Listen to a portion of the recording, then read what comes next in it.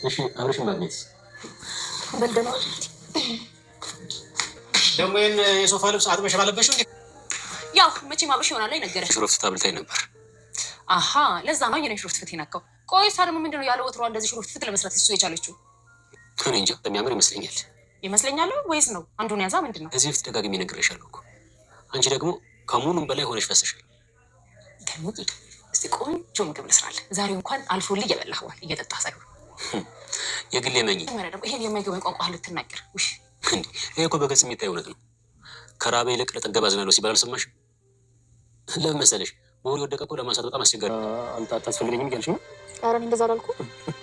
ልትናስቀልግ ሩባን እንኳን እኮ አትሞላም። እዚህ ስጫወት ስስቅ ስታዩ በቃ ምንም አይነት ችግር ያላሳለፍኩ ነው አይደለም የሚመስላችሁ? ሰው ሁሉ አይዞሽ ግሌ አይዞሽ። ኧረ በእናትሽ አታልሽ። አይዞሽ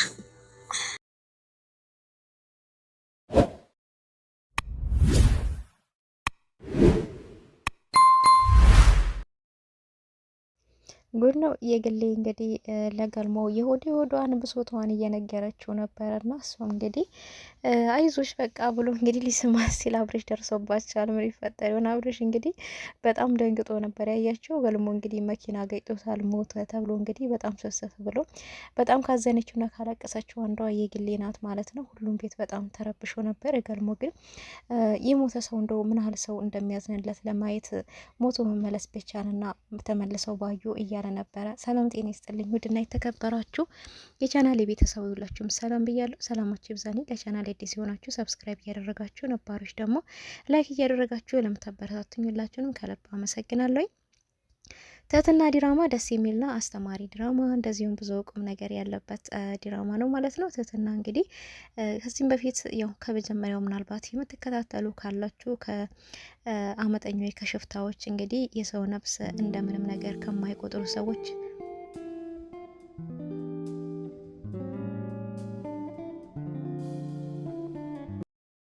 ሰዎች እጅ እያመለጠች አንድ ምስኪን ሴት ናት ማለት ነውና እንግዲህ እና አብርሽ እነ ገልሞ እንደዚሁም ደግሞ እነ ግሌ ተንከሲስ ምናምን እነሱ ደግሞ ያስጠጓት መልካም ሰዎች መልካም ኢትዮጵያዊነት ልብስ የተላበሱ ናቸው ማለት ነውና እንግዲህ በትላንትና ሁለት ቀደም ማለት ቪዲዮ ሰርችላችሁ ነበረ። ጋልሞ መኪና ገጭቶት ሞተ ተብሎ እየተለቀሰ ነበረ።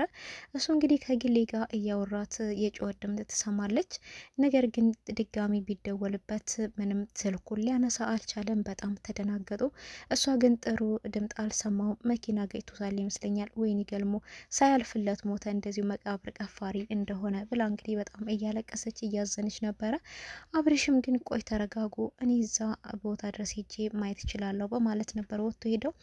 ወጥቶ ሲሄድም እንግዲህ ምንም ያገኘው ነገር የለም። እየፈለገም ነበረ። ሆስፒታል ድረስ ሲሄድም እንግዲህ የሆነ ረጅም ሰው ጠጉሩ ገባ ገባ ያለ የእሱን ጫማ እያጠለቀ ተኝቷል። ፊቱን አይታይም፣ መለየት አልቻልኩም። ተኪስ ውስጥ ግን የተገኘው የገልሞ መታወቂያ ነው ማለት ነው። እና እሱም በቃ እሱ ነው ብሎ መታወቂያው እንግዲህ በጣም በደም ወቅቶ ነበር ይዞ እየመጣው እና እሱም በጣም ዝግዝቅ ብሎ እያለቀሰ ነበር እና የእሱ ለቅሶ ግን አስቆኛል። እንደው ይሁን እንጂ ማለት ነው። እና ያው በጣም እያለቀሰ ነበረ። እነሱ ግን ምንም አልሆነም በለን እባክህ፣ ምንም መጥፎ ዜና ከሆነ እንዳትነግረን፣ በቃ ደህና ከሆነ ብቻ ነገር፣ መጥፎ ዜና ከሆነ ለራስህ ያዘው እያሉት ነበረ። እና የግሌም እባካችሁ እኔ ልፈነዳ ነው ገልሞዬ ምን ሆኖብኝ ነው እያለች ነበር። እንግዲህ ከእነሱ እንደምንረዳው የግሌ ገልሞን እንደምትወደው ነው ማለት ነው። እና ትህትናም በጣም ደንግጣ ነበር እና አይዞሽ የግሌ እያለቻት እንዴ አይዞሽ ትኛለሽ እንዴ ነበር ያለቻት።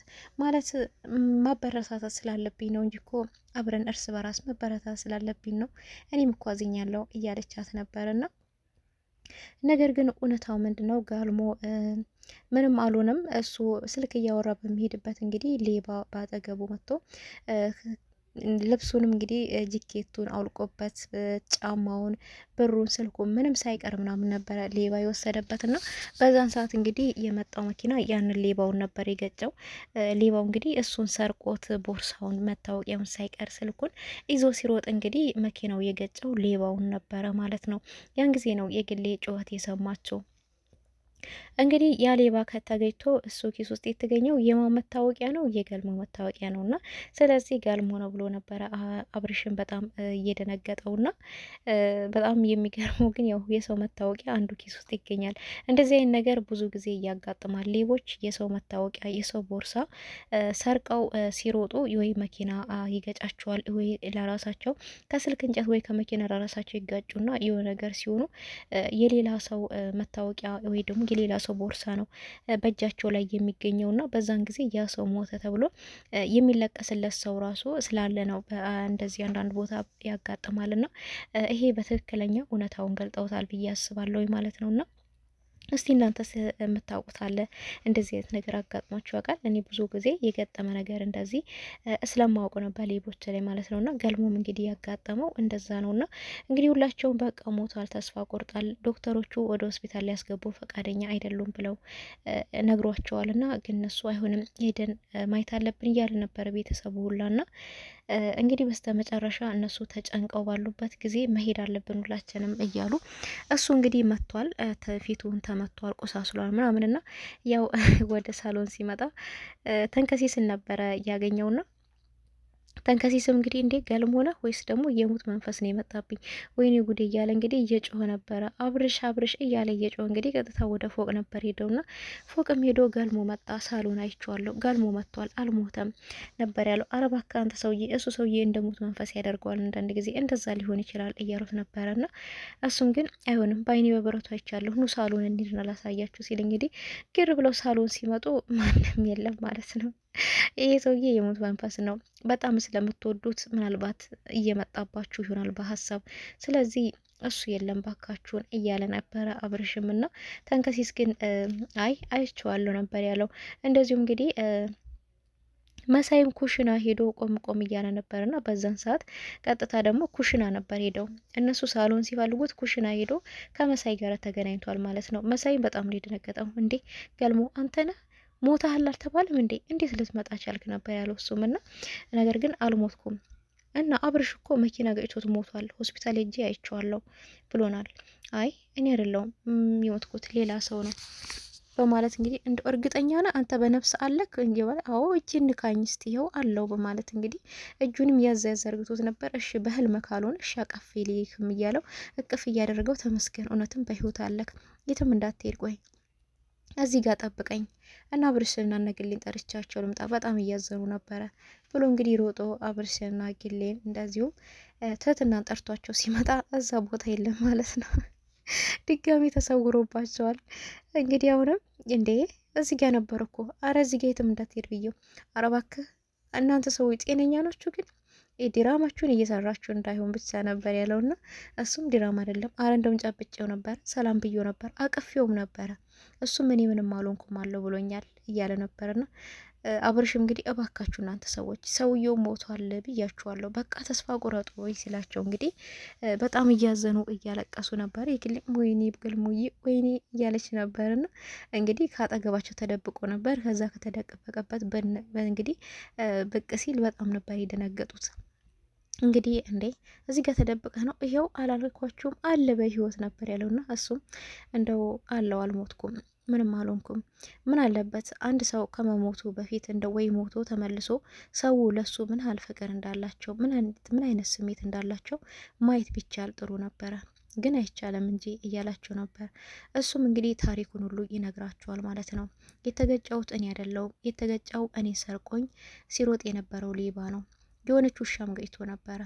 ከሷ ባለፈ እንግዲህ እኔ ሰርቆኝ ዘርፎኝ የሮጦ ሌባን የገጨው እና ሆስፒታል ሄጄ እኮ ያንተን ጫማ ነው የለበሰው፣ መታወቂያው ደግሞ ያንተ መታወቂያ ከሱ ኪስ ነው የተገኘው ነበር ያለውና አይ እኔም ትንሽ ይኸው ደብድበውኛል፣ አቆሳስለውኛል እንደምታዩት ነበረና በህይወት እንዳለ ነግራቸዋል። እንግዲህ በጣም ያው ደስ ብሏቸዋል። እሱ ምንም ባለመሆኑ እኛም ያው ደስ ብሎናል፣ ያው ብናውቅም ሂደቱን እና ግን የግሌ በስተመጨረሻ እባክህ ይህን መጠጥ የሚባል ነገር አቁም እያለች ልትመክረው እየሞከረች ነበረ። እንግዲሁም እሷ የእሷን ታሪክ ማንም ሰምቶላት አያውቅም።